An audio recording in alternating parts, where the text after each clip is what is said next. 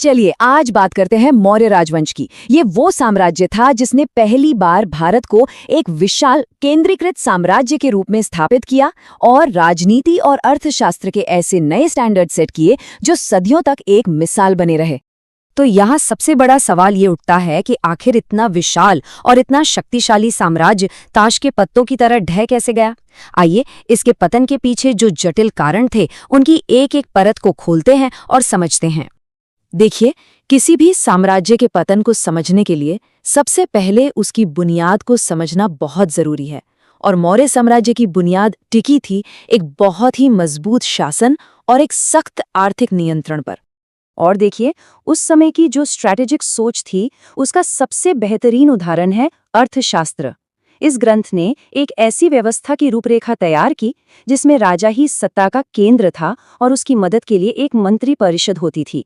आप सोचिए, प्रशासन कितना ज्यादा डिटेल्ड था। सत्ता में सबसे ऊपर राजा, फिर मंत्री परिषद और उनके नीचे 27 अलग अलग सुपरिंटेंडेंट या अध्यक्ष जो इकोनॉमी के हर पहलू को मैनेज करते थे। इसी से एक मजबूत सेंट्रलाइज्ड कंट्रोल सुनिश्चित होता था।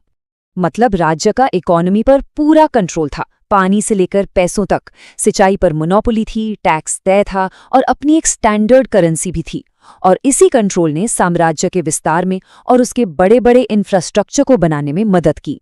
लेकिन इतनी मजबूत बुनियाद होने के बावजूद साम्राज्य की दीवारों में अंदर से ही दरारें पड़ने लगी थीं। चलिए अब इन अंदरूनी संकटों पर नजर डालते हैं। साम्राज्य की कहानी में एक बहुत बड़ा टर्निंग पॉइंट आता है सम्राट अशोक की नीतियों के साथ। शांति और नैतिकता का संदेश देते हुए इन नीतियों ने अनजाने में ही समाज की कुछ स्थापित परंपराओं के साथ एक सीधा टकराव पैदा कर दिया। तो असल में ये दो विचारधाराओं का टकराव था। एक तरफ अशोक का बौद्ध धर्म को संरक्षण और पशु बलि जैसी प्रथाओं पर रोक लगाना, तो दूसरी तरफ ब्राह्मणवादी परंपराएं जिनमें यज्ञ और कर्मकांड केंद्रीय थे। इस टकराव ने समाज में गहरा तनाव पैदा कर दिया। अब बात करते हैं पैसों की। देखिए, साम्राज्य पर एक जबरदस्त फाइनेंशियल प्रेशर था। एक विशाल सेना और इतनी बड़ी नौकरशाही का खर्चा तो था ही, ऊपर से सम्राट अशोक बौद्ध मठों को बहुत भारी दान दे रहे थे। इससे शाही खजाने पर बोझ बहुत ज्यादा बढ़ गया।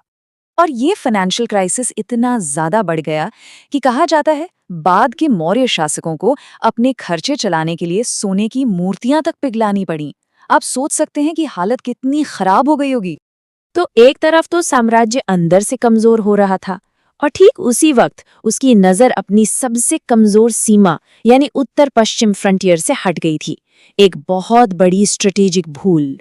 ये टाइमलाइन एक बहुत ही अहम बाहरी घटना की तरफ इशारा करती है, चीन की महान दीवार का बनना। इसके बनने से हुआ ये कि जो खानाबदोश कबीले थे उनका रास्ता चीन की तरफ से बंद हो गया और वो सीधे भारत की असुरक्षित सीमा की ओर मुड़ गए।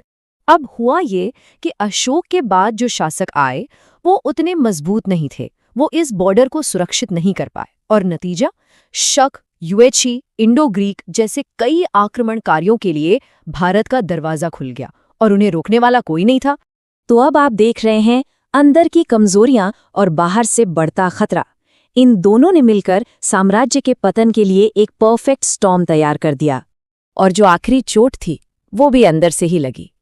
ये नतीजा था उसी ब्राह्मणवादी रिएक्शन का जो दशकों से पनप रहा था। और इसका अंत तब हुआ जब आखिरी मौर्य सम्राट बृहद्रथ को उसी के सेनापति पुष्यमित्र शुंग ने मार डाला। चलिए अब इन सारी बातों को समेटते हैं और एक साफ सुथरा एनालाइज करते हैं। और हाँ, यहाँ उन पॉइंट्स पर खास ध्यान देंगे जो एग्जाम में जवाब लिखने के लिए बहुत जरूरी हैं। यहाँ से एक बहुत ही इंपॉर्टेंट क्वेश्चन बन सकता है। तो सार ये है कि कोई एक अकेली वजह नहीं थी, ये कई सारी वजहों का एक कॉम्बिनेशन था। धार्मिक, आर्थिक, राजनीतिक और स्ट्रैटेजिक।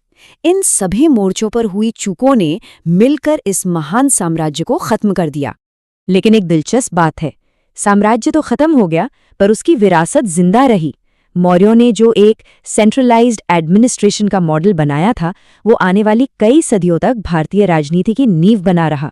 मौर्यों का पतन हमें शासन चलाने का एक बहुत बड़ा सबक सिखाता है। ये बताता है कि किसी भी साम्राज्य की असली ताकत सिर्फ उसके साइज में नहीं होती, बल्कि उसकी फाइनेंशियल स्टेबिलिटी, समाज में आपसी सौहार्द और सबसे जरूरी सुरक्षित सीमाओं में होती है।